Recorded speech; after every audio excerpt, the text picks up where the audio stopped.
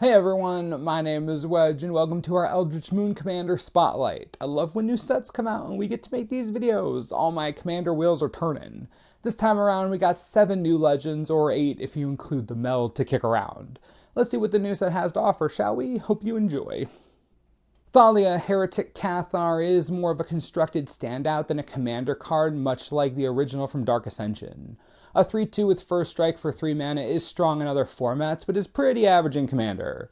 Thalia doesn't really go large or wide, so it's not going to be too helpful in combat, and likely won't push 21 damage through. What is interesting about her is the ability to make your opponent's creatures and non-basic lands enter the battlefield tapped. It isn't a game-breaking ability, but if you're playing a white prison deck, then you'll want access to this. I don't expect you to use her as a commander since it's pretty generic for a white creature, but it will be a nuisance in decks like Gaddock Teeg or Captain Sisay, clearly her ideal deck inclusions.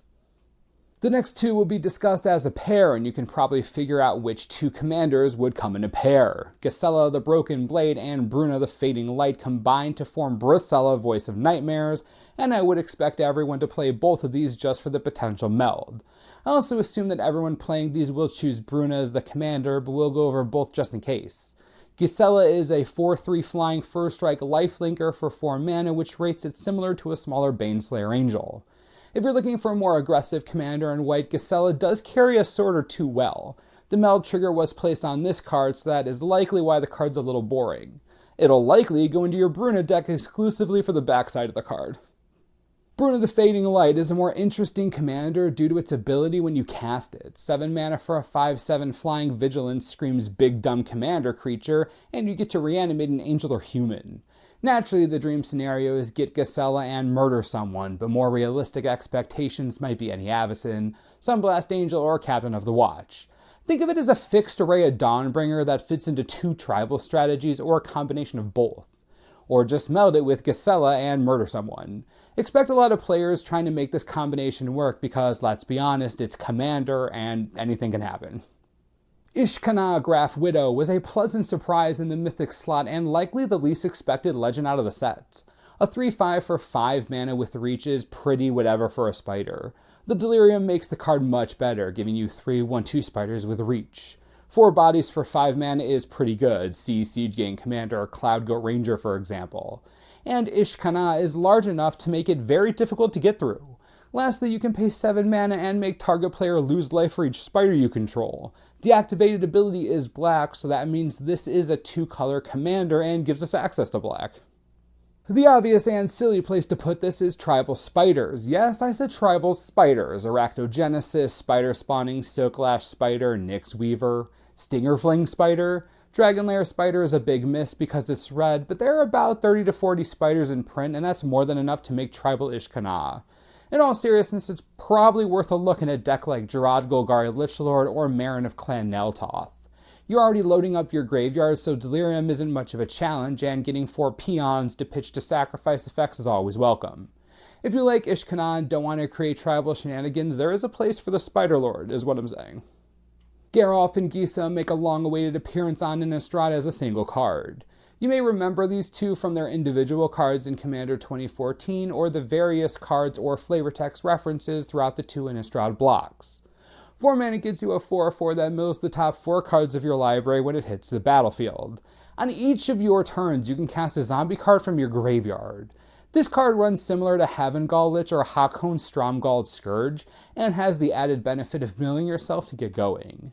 Naturally, you're going to play zombies to maximize its value, and the color blue gives you access to a bunch of Innistrad zombies, and cards like Lich Lord of Unks. Think of it as Tribal Carador that gives you access to blue. Casting Grey Merchant of Asphodel or Geralf's Messenger a bunch of times sounds pretty good. Geese and Geralf could definitely have a future in the format. One thing we never got from the original Innistrad block was any sort of legendary werewolf. Eldritch Moon finally addressed the issue with Ulrich of the Krallen Horde. Finally, we have our werewolf commander.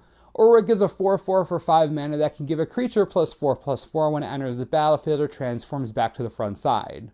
Think of it as a one-shot Wolfir Silverheart. It flips into a 6/6 that can fight a non-werewolf creature when it transforms. Now, unfortunately, this is kind of a boring card that doesn't really add to werewolves. It just happens to be one. Likelihood is players will play spells and never let this flip to the bigger side, or will immediately flip it back to the front side. Maybe you want to spin this card around all game, but the effects are pretty weak for Commander. The other downside is that this is just a generic card that happens to be a werewolf. Unlike General Tazri and Oath of the Gatewatch, Ulrich doesn't really add anything to the werewolf deck. Depending on how you feel, it might not be better than a non-werewolf commander in the same deck.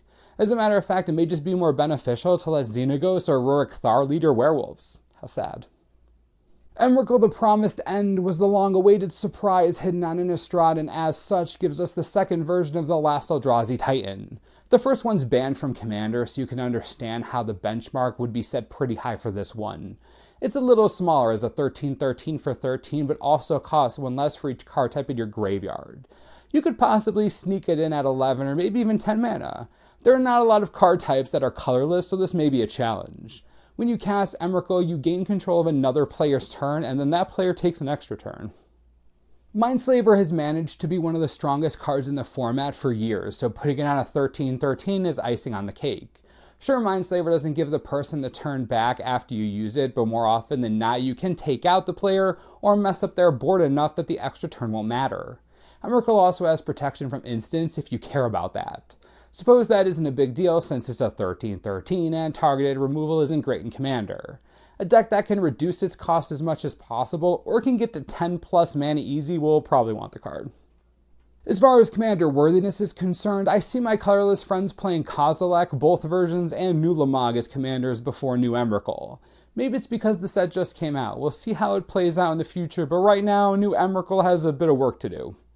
That's going to do it for all the new legends from Eldritch Moon. This video is meant to be a quick overview of what we're looking at in the future, so if there's a specific commander you want a deck tech of, please leave a comment requesting it.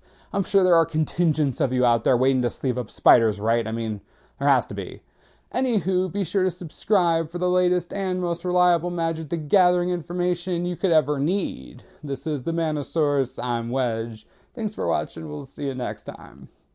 This video is brought to you in part by TCGplayer.com. Commander Legends do tend to be overpriced when they first come out in a new set, but there are a few that really aren't that bad right now. You can already get copies of Ulrich for $3, considering it's a mythic rare from a set that just came out that isn't bad. If you're looking to grab one for Commander, anytime seems like a good time. Not your style? No problem. Bruna the Fading Light, one half of Bracella, is selling for a cool $1.50 right now. Gotta admit, that's pretty cheap, right? Again, if you need one for Commander, why not get it? Click the links, help the channel, everyone wins, yay!